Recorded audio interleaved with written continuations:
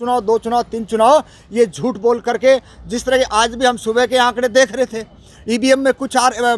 चुनाव के कुछ आ रहे थे नतीजे, और जैसे ही 12 से 12:30 हुए हैं वैसे उन्होंने कुछ और चेंज कर दिया है। तो ये लगातार हम भारत के अंदर पहले भी हम कहते रहे हैं कि ईवीएम का विरोध हो, क्योंकि ये ट्रंप चाचा मोदी का चला गया ना, तो इसी तरीके से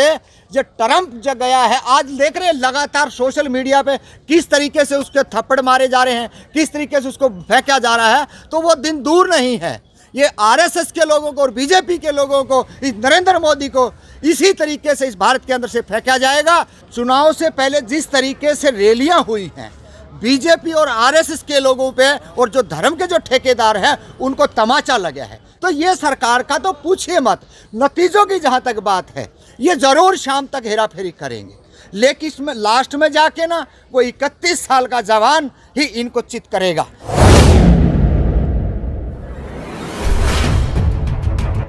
जिस तरीके से सरकार आई है उस टाइम से लेके आज तक कोई भी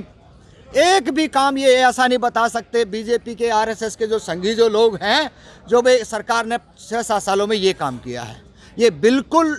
जो है ना अपनी एक मनुवादी जो विचारधारा है देश के अंदर उसको बढ़ाने का काम कर रहे हैं। इनको कोई मतलब नहीं, चाहे कोई रोड पे शिक्षक बैठे हों, चाहे रोड पे कोई मजदूर बैठे हों, चाहे रोड पे और जो तरह तरह के फैक्ट्रियों के अंदर जिस तरीके से केमिकल बनता है, वो केमिकल जो शरीरों में अंदर चला जाता है और वो एक ही भी तरह की बीमारी जो वहाँ वर्करों को हो जाती है। लेकिन वहाँ कुछ नहीं, क्योंकि मैं लगातार देख रहा हूँ एक नया मुद्दा और छेड़ा है इन्होंने, लव जिहाद का।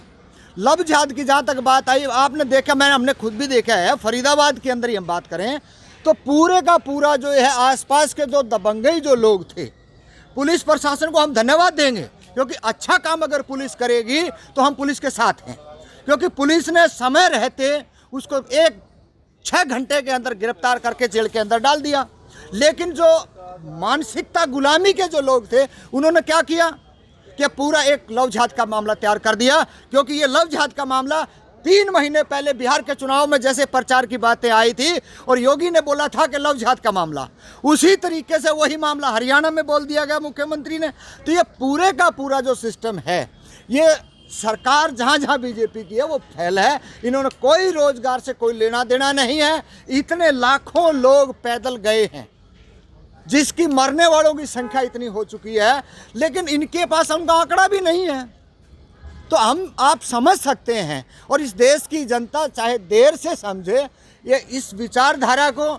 जो ये संघी विचारधारा है, जो ये आरएसएस के जो लोग हैं, इनका एक ही मकसद है कि भाई हम हमारी विचारधारा को आगे बढ़ाएं, और जो इस देश के अंदर जो समझदार लोग हुए हैं, जो क्रांतिकारी जो लोग हुए हैं, उनके विचारों को ना जाने।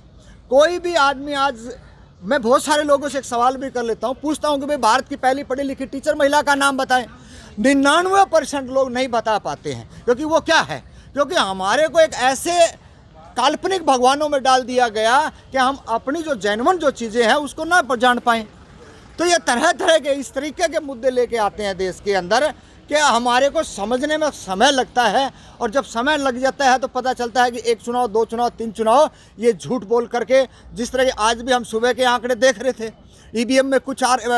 चुनाव के कुछ आ रहे थे नतीजे, और जैसे ही 12 से 12:30 हुए हैं वैसे उन्होंने कुछ और चेंज कर दिया है। तो ये लगातार हम भारत के अंदर पहले भी हम कहते रहे हैं कि ईवीएम का विरोध हो, क्योंकि ये ट्रंप चाचा मोदी का चला गया ना,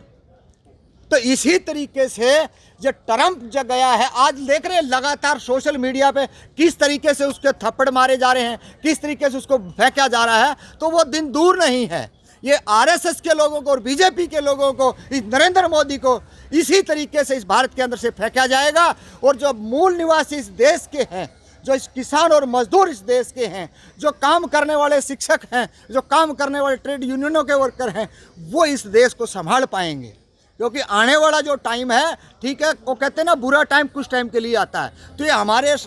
को बुरा टाइम आया हुआ है, इससे हम बहुत जल्दी निजात पाने वाले हैं। और शाम रहते रहते हमारे को आशा और उम्मीद है कि अच्छे नतीजे, अच्छे परिणाम भी आएंगे। देखिए, ये तो सबक है, इन्होंने चुनाव, आज तो परिणाम आ रहे हैं। चुनाव से पहले जिस तरीके से रैलियां हुई हैं बीजेपी और आरएसएस के लोगों पे, और जो धर्म के जो ठेकेदार हैं उनको तमाचा लगा है। क्योंकि वहाँ पे सीधी सीधी बात, दो ही बात करी है कि रोजगार की बात करिए, शिक्षा की बात करिए, चिकित्सा की बात करिए, ये मुद्दे वहाँ पे रहे हैं, बाकी और कोई मुद्दा वहाँ नहीं रहा है।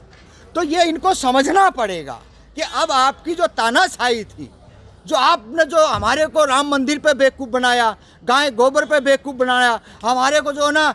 लव जिहाद पे बेवकूफ़ बनाने का प्रयास कर रहे हैं, तो ये हमारे लिए कोई मुद्दा नहीं है। इनसे हमारे को कोई नौकरी नहीं मिलने वाली, इनसे हमारे को शिक्षा नहीं मिलने वाली, इनसे हमारे को कोई इलाज नहीं होने वाला है। तो ये सरकार का तो पूछिए मत। नतीजों की जहाँ तक बात है, ये ज़रूर शाम तक हेरा फेरी करेंगे, लेकिन इसमें लास्ट में जाके ना वो 31 साल का जवान ही इनको चित करेगा, ये हम उम्मीद रखे हुए हैं।